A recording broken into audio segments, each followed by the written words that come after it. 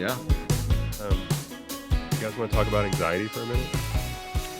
Yes. That's probably pretty important considering I feel like most of my clients, or at least that's the number one reason that I get calls. Yeah. And most of my life, experienced this thing, know a lot about it personally. Mm-hmm. Yeah, sames. I actually had a client once, like maybe 2 years ago, bring up to me in session, hey, I'm just feeling really anxious, and I know that on Psychology Today you don't have anxiety listed in your bullet point, but I really would like to talk about anxiety today.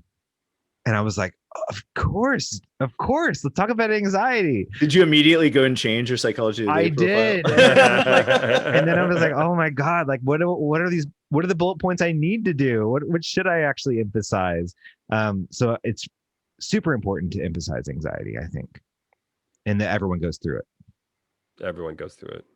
Yeah. I mean, normalizing it is something that's really, I've got this, I was giving this, this lecture on anxiety actually. And after the talk, this sweet old woman came up to me and pulled me aside and wanted to let me know that she never has experienced anxiety. Whoa. She's a liar. She was so anxious in that moment to let me know. Whoa. I don't know. I thought that was hilarious. It's like there is that social stigma with it, right? Of like, ooh, like I'm experiencing this nervous system reaction to the world around me, and is that okay? Mm-hmm. I also like the idea of her being the only person that's never experienced like it's actually objectively true what she said, not a subjective reaction. She could be a psychopath. Yeah. You know what I mean? Yeah. You never know. I don't know. I there's something about that drive that caused her to want to get up, pull me aside to let me know that it wasn't her that experienced this thing. That sounds like a cry for help, Jason. Oh yeah. She was like, I've never experienced anxiety. Oh, maybe we should talk. Yes, I'd love to. You know. Andy, you and I have talked, a bunch about our own experience with anxiety. Yeah. Mm-hmm. That's why I'm a therapist, is because crippling anxiety is what I would characterize my 20s and early 30s. Me too. Late teens, actually, now that I think about it. Yeah. Do you remember your first like big anxiety attack? Or yeah, I do. Can you share? Yeah, I can share. I was in my early 20s, I'd say maybe 20 or 21. And I was in the choir at my school, university. And I was singing, and I guess I just felt out of breath, and I was around a bunch of people, and I was like, lightheaded. And I just kind of sat down, and I was like, I don't know what's going on. And I just kind of tucked my head down, and this happened several times for me. Now, at the same time, that was whenever I was like smoking a lot of cigarettes. And so I made the connection between anxiety for me and cigarette smoking. Plus I was trying to sing. And it was like in a warm house in the summer. So that was rough for me. But what's interesting about that scenario is one of the girls in the choir ended up having a panic attack, and I was having while you were having your anxiety attack. No, it wasn't while I was having mine, but I had several panic attacks, and I didn't know what the word was for it. And this girl had a panic attack, and it was so rough for her that they called the EMS to come out and take her to the hospital. And that was a very odd experience for me because, one, it normalized how I was feeling, but then also it made me start questioning, what is anxiety? What is this experience that I'm having? Does it have a word for it? What does it mean? Right. So yeah, my first experience was in choir, and it was like you know, kind of being lightheaded from singing a whole lot. You know, Jason, you bring up the lady that came up to you and was like, well, I've never had it. And you know, we have this stigma and the shame surrounding it. My first anxiety attack was middle school. Oh, wow. Andrea Bradshaw's birthday party. I had the biggest crush on Andrea Brad, the one that got away. Ooh, the great white buffalo. Yeah, I'm just realizing we're Facebook friends. She might actually watch this video. That'd be hilarious. Oh, well, you know, Andrea. So it was her birthday party. I think it was my first party to go to. It was like at her parents' house, you know. And yeah. And so it's middle school. Like it's a rough time. It's a rough time. And so slugging back Mountain Dews. Yeah. That's probably the problem. I had too much caffeine coursing through my veins. Mom made some, I don't know, chips and dip, maybe some pico. So I go in, and there's this guy there I don't know, and he immediately wants to look at this ring that I have, and so I let him have this ring, and it was like our family heirloom, and he wouldn't give it back, and he wanted to fight me over it. Like this is the moment I walk in, and halfway through the party, he jumps me outside for no reason, and I'm a big kid, you know, I was always a tall kid. Nobody picked on me. And this guy wanted to start a fight. And I was afraid. This guy scared the crap out of me. And so I go and hide in the bathroom, and I'm ashamed because all my friends are there. It's my crush's birthday party. I'm getting sick because I was telling Jason my anxiety is I would get really sick. And so I'm getting sick in the bathroom, and her mom is like, I'll take you home, honey. And so I had to parade of shame through the house with tears and dried vomit on my shirt, and going home without our family heirloom because that guy took off. No, man. And man, yeah, that was the first one I had. And that's still I think about that one. I think about that. I don't even know who that guy was. I never saw him again. Yeah, that was kind of the first one. There's some type of place that I always want to go, where it's I want to go back to the younger version of myself and just kind of walk him out of that room and be like, it's okay, Colin, you know, it's all right, man. I'm a man now, and it's okay. We can deal with this stuff. And this is a normal thing to experience. Yeah.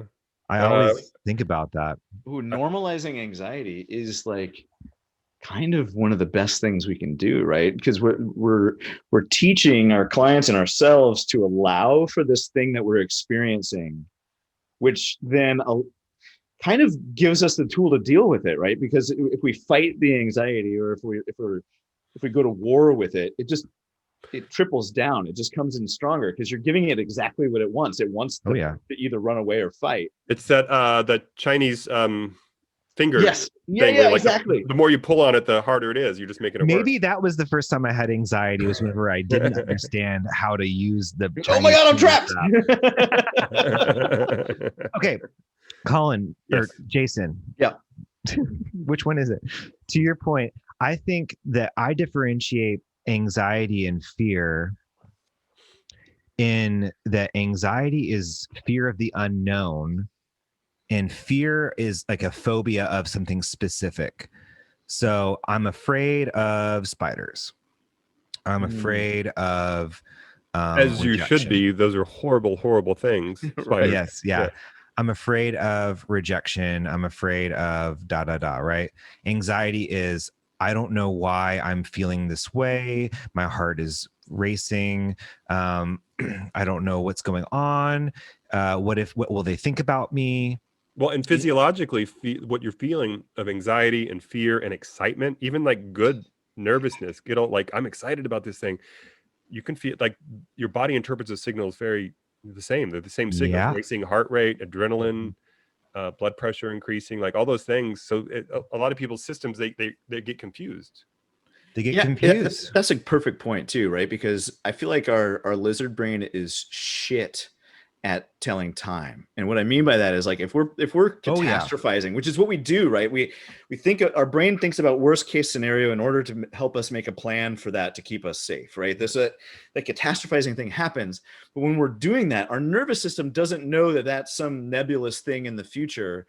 It's like this catastrophe is happening now. Yeah. So okay, now I got to pump blood and I got to do all this physiological stuff in the here and now to some imagined or worst case scenario catastrophe that we're playing out in some unknown.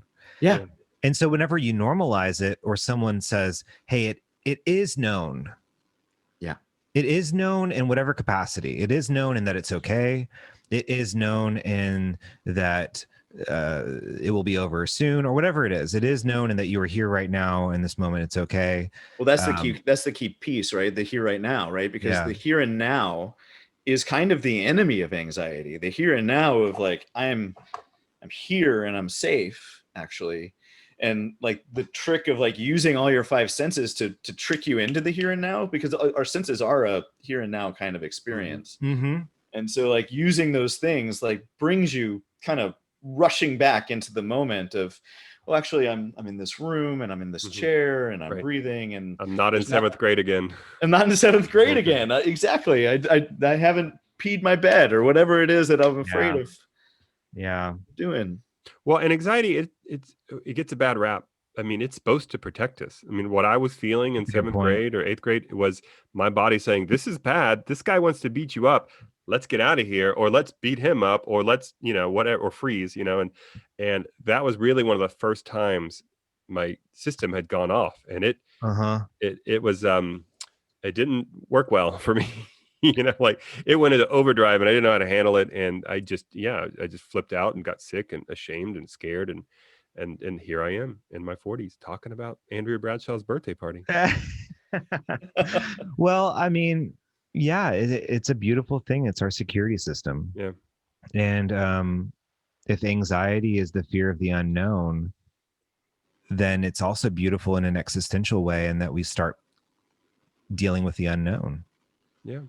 When we start dealing with what does it feel like to be a human being on this planet, living life, and living life is living life with questions. With the only thing that we do know is that we have a terminal diagnosis. Mm-hmm. Yeah. That we are going to die and we have no idea what it's like. Mm-hmm. And we don't want that to happen. So we're living in that kind of, that being torn in two different directions. They're like, this is definitely going to happen, and I don't want it to happen. Yeah.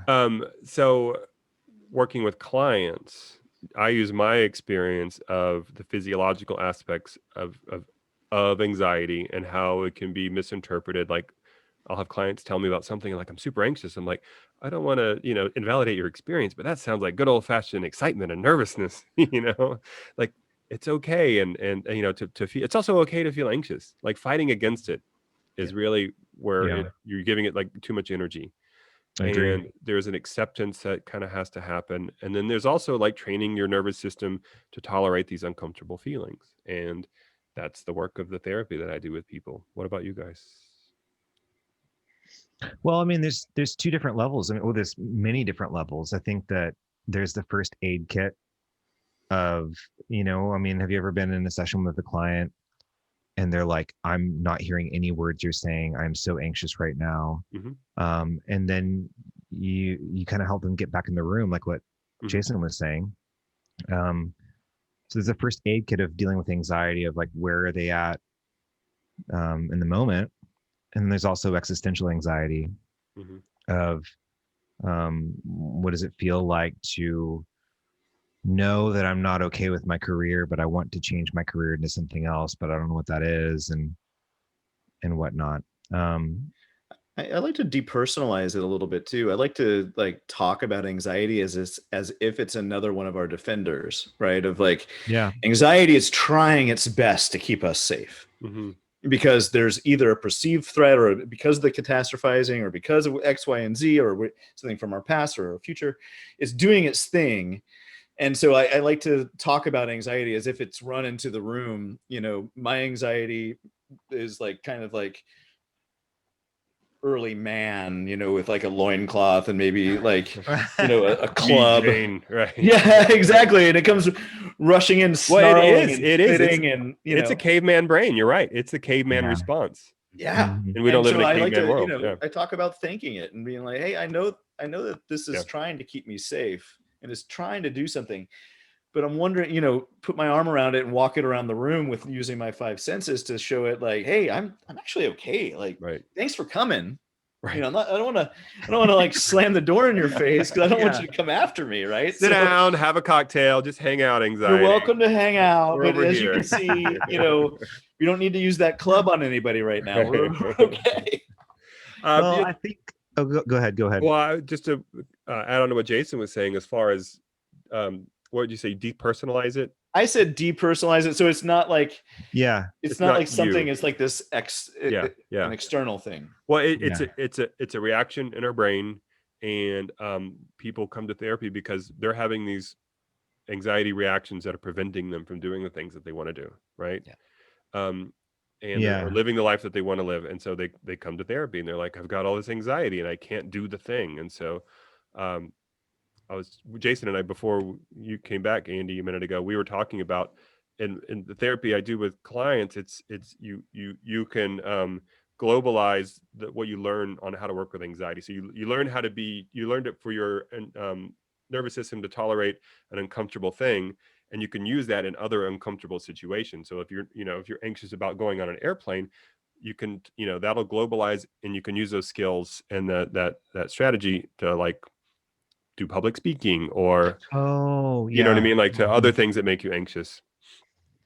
It's like that thing about one of the things I run a process group, and my process group loves talking about process group and about like what's the point of doing this, because they've all been doing it for like 4 years, and we have a lot of these discussions, and one of the things that they come away with and that comes up often is the ability to sit in it, to like, oh my gosh, I'm here for 90 minutes and it is uncomfortable as hell today because of whatever reason, and I'm sitting in it.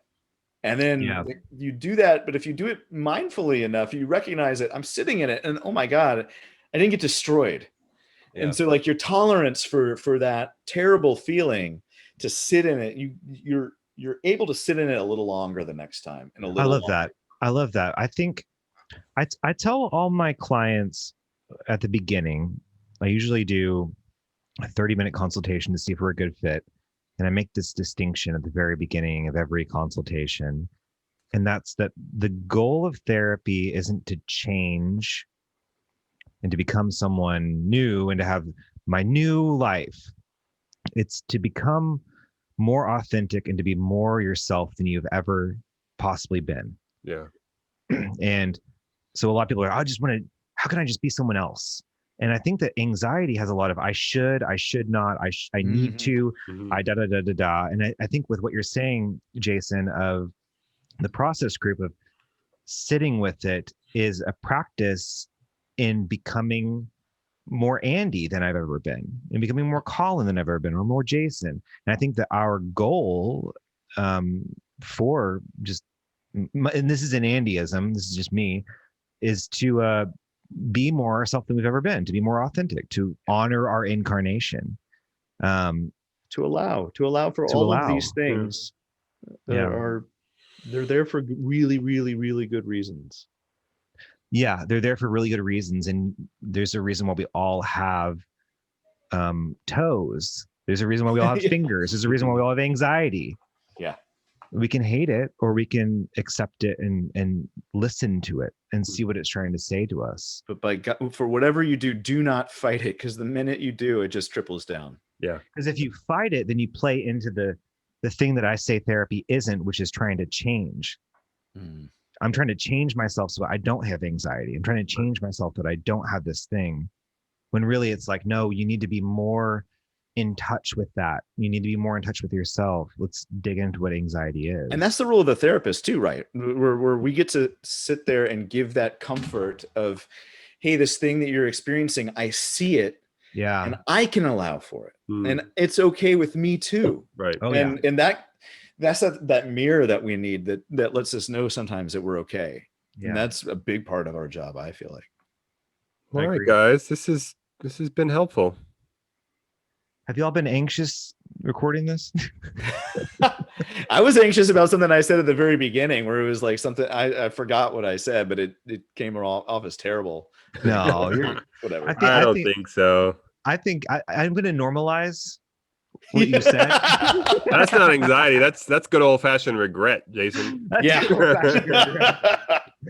I love it. Maybe you can tag Andrea in this video. Yes, Andrea Bradshaw. If you watch this, now you know. Yeah. All right. Thanks, guys. Thanks for listening and talking. Thank you, guys. Love y'all.